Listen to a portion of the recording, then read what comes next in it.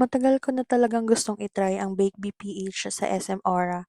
Nakikita ko lang siya online and lagi kong iniisip, kailan kaya ako makakapunta?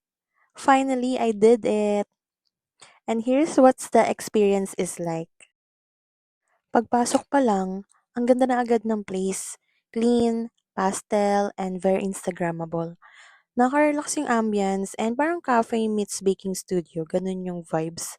Sakto for a simple but unique date for even solo experience.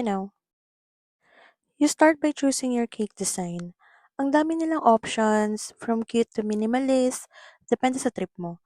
Then, may tablet guide din for every step. So, kahit wala kang baking experience, kayang-kaya mo yan.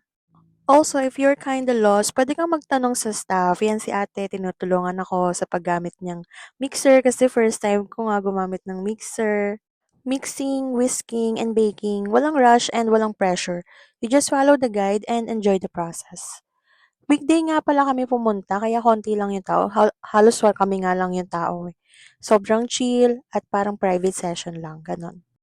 Decorating is my favorite part. Pwede ka maging creative or keep it simple. Depende din sa design na pinili mo.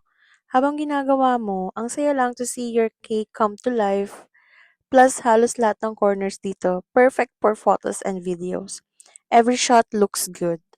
And plus points din sa akin yung very pink yung place.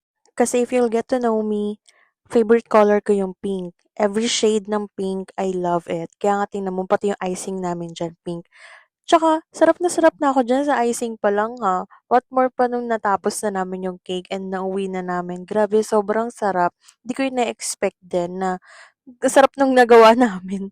Siyempre, for a first-timer sa baking industry. Charot, 'di ba? So, if you've been eyeing Bake BPH like I did, this is your sign to try it. Pwede mag-book sa official website nila or mag-walk-in. Pero mabilis mapuno lalo kung weekend. So, if you want a more relaxed experience like us, weekday is the best. Simple, fun, and definitely worth it. Follow for more!